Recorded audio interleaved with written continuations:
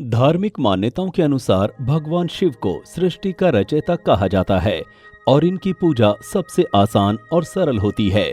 देवों के देव महादेव सिर्फ एक लोटा जल चढ़ाने से प्रसन्न हो जाते हैं। इनकी कृपा से मौत भी टल जाती है। इसलिए हिंदू धर्म में भगवान शंकर को सबसे बड़े आराध्य के रूप में पूजा जाता है।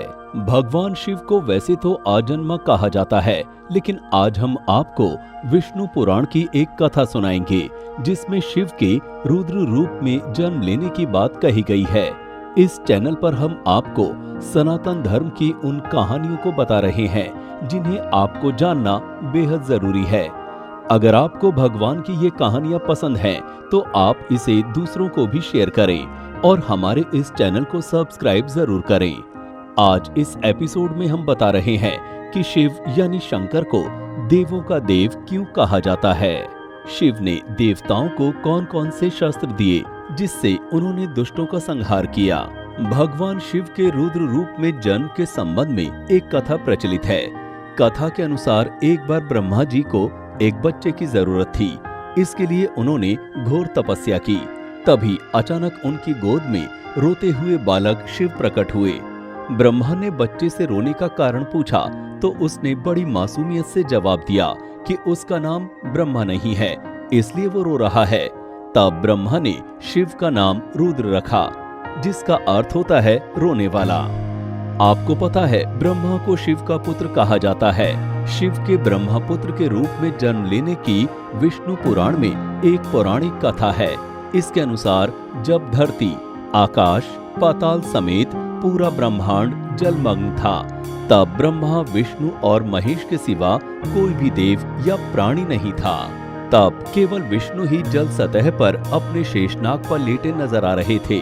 तभी उनकी नाभि से कमल नाल पर ब्रह्मा जी प्रकट हुए।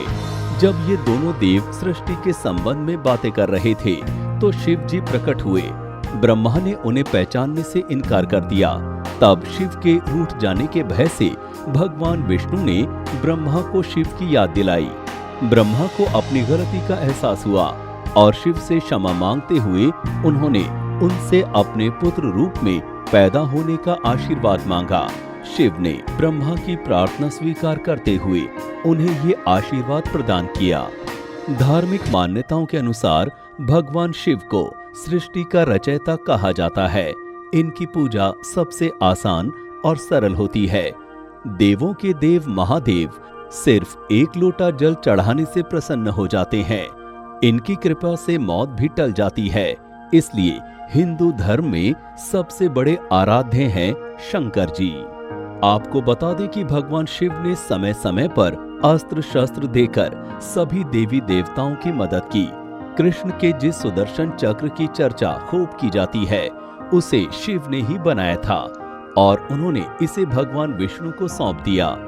बाद में विष्णु जी ने इस सुदर्शन चक्र को माता पार्वती को दे दिया था। एक कथा के मुताबिक सुदर्शन चक्र को माता पार्वती ने परशुराम को सौंप दिया और उन्होंने द्वापर युग में इसे श्री कृष्ण को दिया। श्री कृष्ण ने सुदर्शन चक्र से कई दुष्टों का संहार किया। शिव का धनुष पिनाक दुनिया का सबसे शक्तिशाली धनुष था, जिसकी टंकार से ही बादल फट जाया करते थे और पर्वत हिलने लगते थे। ऐसा लगता था मानो भूकंप आ गया हो। ये धनुष इतना शक्तिशाली था कि इसे कोई उठा तक नहीं सकता था। यही धनुष राजा जनक के महल में रखा था, जिसे राम ने उठाकर तोड़ दिया था। परशुराम ने शिव के इस पिनाक धनुष को राजा जनक को दिया था। कहते हैं कि शिव का त्रिशूल भी कई शक्तियों से लैस था। शिव का एक खास अस्त्र पाशुपतास्त्र भी था, जिसकी शिक्षा उन्होंने परशुराम समेत कई शिष्यों को दी थी।